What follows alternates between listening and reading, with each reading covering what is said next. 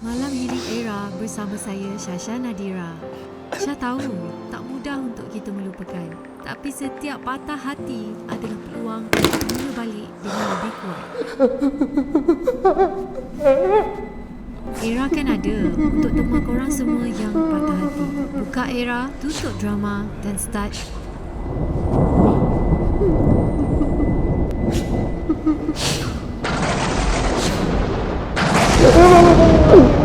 Chong, okey tak Chong?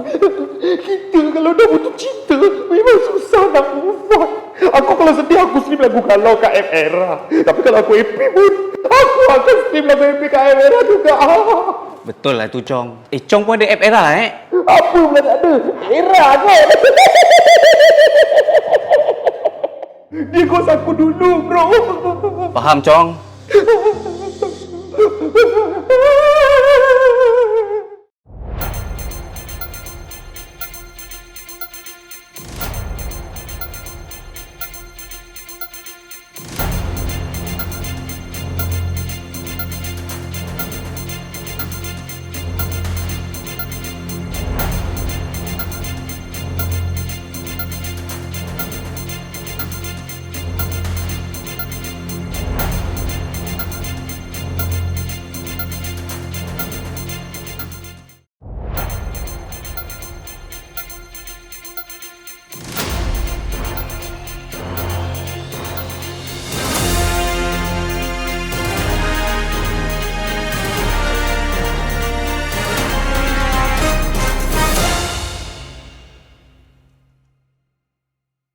Assalamualaikum dan salam sejahtera.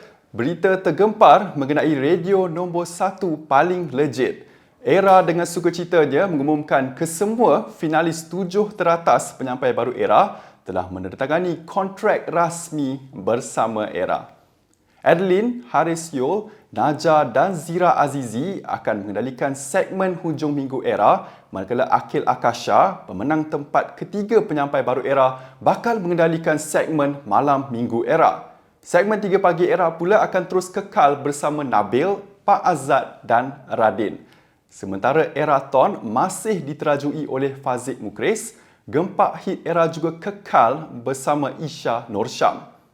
Era turut mengumumkan perubahan bagi segmen Petang Era dan Cinggu Era.